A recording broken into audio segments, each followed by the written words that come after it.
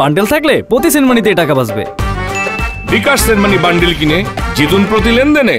GD মূলে আমরা উদ্ধার করেছি, তো সেই ক্ষেত্রে আমরা এখানে কাউকে আটক কিংবা গ্রেফতারের বিষয়টি এখানে আপাতত নেই। আচ্ছা, ঢাকা সিটিতে অনেকগুলো পয়েন্ট রয়েছে যেখানে চোরাই মোবাইল বিক্রি হয়, সেই পয়েন্টগুলোকে আপনারা চিহ্নিত করেছেন কিনা এবং সেখানে কোনো অভিযান চালাচ্ছেন না? আমাদের কিন্তু এগুলো চিহ্নিত করা হয়েছে এবং এগুলোতে কিন্তু আমাদের নিয়মিত অভিযান পরিচালিত হয়, কিন্তু আমরা এখন পর্যন্ত দৃশ্যমান বলার মতো ওরকম চোরাই মোবাইল উদ্ধার করতে পারি নাই, কিন্তু আমাদের অভিযান চলমান রয়েছে।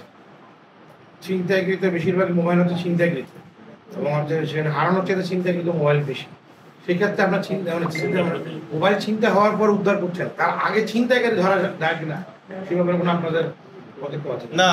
ধন্যবাদ। আপনারা জেনে থাকবেন যে আমরা বিশেষ করে তেজগাঁ ডিভিশনে মোহাম্মদপুর আদাবরে ছিনতাইয়ের বেশি হয়, ছিনতাইয়ের ঘটনা বেশি ঘটে।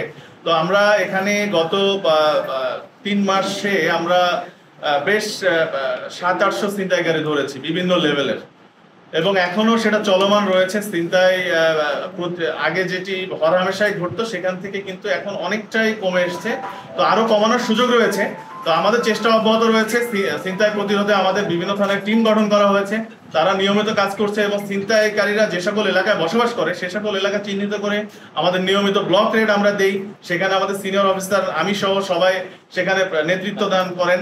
এর পাশাপাশি কিন্তু আপনারা জানেন যে বাংলাদেশ সেনাবাহিনী মাঠে রয়েছে, ওনারাও কিন্তু ছিনতাই প্রতিরোধে কাজ করছে আমাদের পাশাপাশি।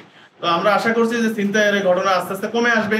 আর আপনারা জানেন এই মোবাইলগুলো কিন্তু যদি ছিনতাইয়ের ফলে হারিয়ে থাকে অথবা ছিনতাইয়ের ফলে সেটি লুট হয়ে থাকে, পরবর্তীতে তারা কিন্তু তাদের হাতে এই মোবাইলটি রাখে না, তারা সেকেন্ড হ্যান্ড, থার্ড হ্যান্ড এটি চলে যায়। তখন আমরা কিন্তু পাই আসলে ওই সেকেন্ড হ্যান্ড অথবা থার্ড হ্যান্ড অথবা কোথাও বিক্রি করেছে তার কাছ থেকে কিন্তু আমরা উদ্ধার করছি। তো যেহেতু উনি আমাদের সহযোগিতা করছেন, তো সেই ক্ষেত্রে ওনাকে আপাতত আইনের আওতায় আনার মতো আমরা কোনো গ্রাউন্ড দেখছি না। আচ্ছা ভাইয়া, একটা কোশ্চেন, আপনারা এটার পরে আমরা প্রায় 450-র মতো মোবাইল উদ্ধার করেছি। 450, 375-এর মতো মোবাইল উদ্ধার করেছি।